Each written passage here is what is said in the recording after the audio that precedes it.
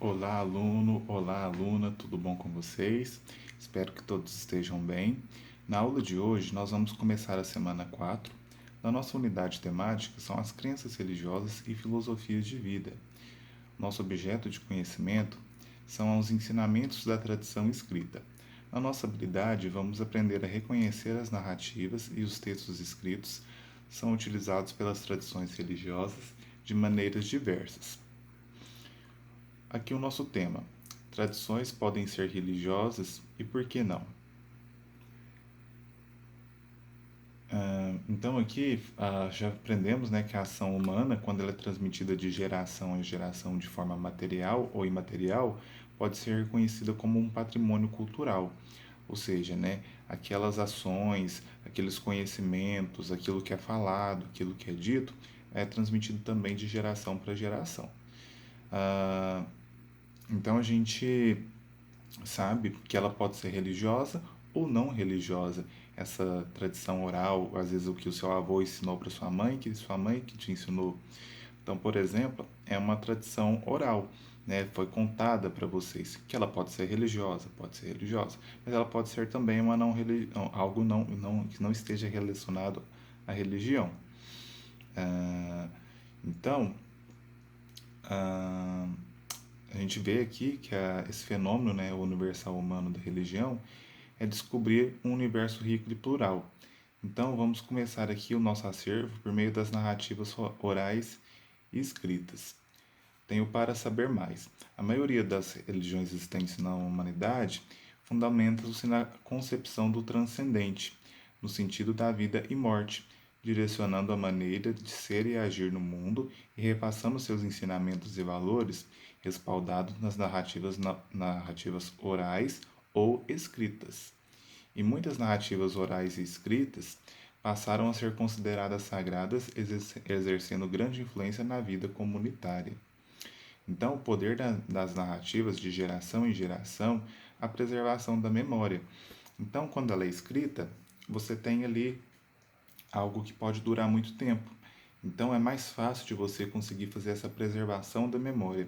Agora, quando não é escrita, que ela é só oral, ela vai sendo contada de geração para geração, ela pode começar a perder o sentido inicial que ela tinha lá atrás, entendeu? Ah, então, a tradição oral, embora ela tenha a função de preservar a memória, ela também pode sofrer alterações com novos conhecimentos, com as novas gerações. É interessante a gente mencionar que hoje mais de um milhão de brasileiros não têm o português como língua materna.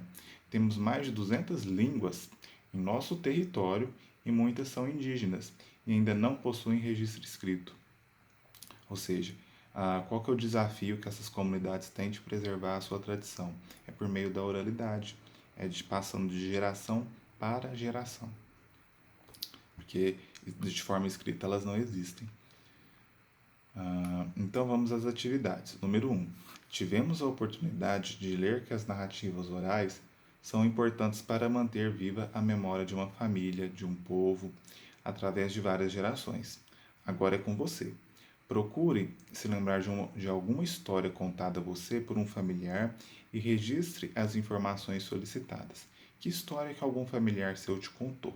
Pensa aí no seu avô, na sua avó, talvez no seu pai, na sua mãe. Que história que ele te contou? Qual que é o nome dessa história? Pode ser uma história de uma fazenda que eles moraram, de quando eles viviam no campo, da vinda para a cidade. Então, aqui você coloca quem contou.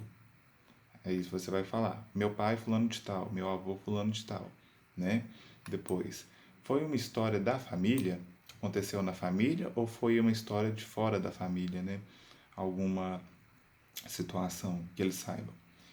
Foi uma história de um livro? Aí aqui é sim ou não, se sim, qual livro? É possível conhecer a história de uma pessoa, de uma família ou de um povo sem usar a escrita?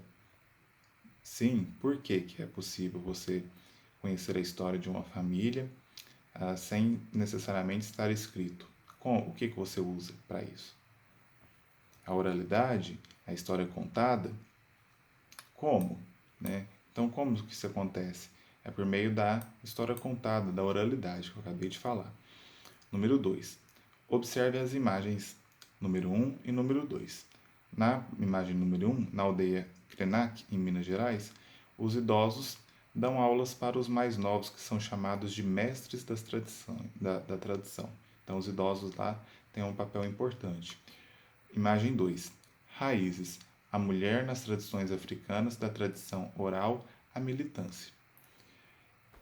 Em diferentes sociedades, existem pessoas que compartilham por meio da oralidade as tradições e a memória de seu povo com os mais jovens. Em geral, elas são mais velhas e são consideradas sábias pela comunidade. De acordo com as imagens, quais comunidades e tradições religiosas essas imagens representam? A imagem 1. Qual comunidade, qual tradição religiosa ela representa? Então, aí é com vocês, né?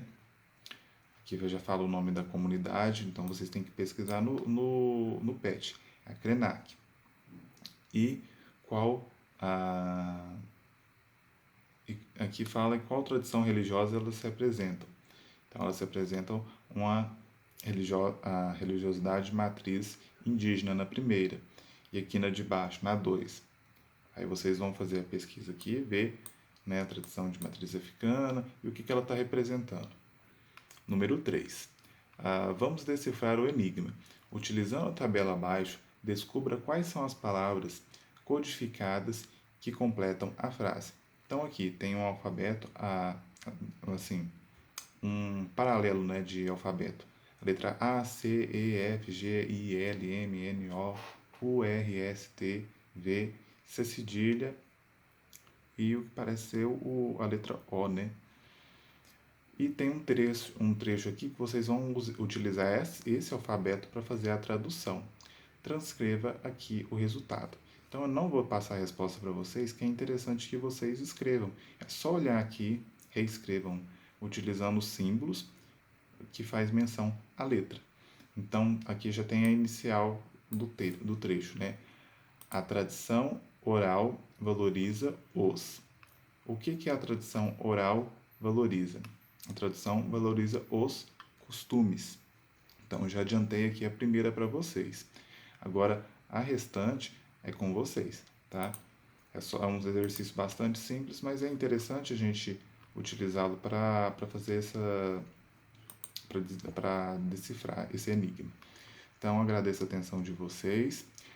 Esse vídeo também está disponibilizado no Google Classroom, pelo aplicativo Conexão Escola, para o melhor acesso de vocês.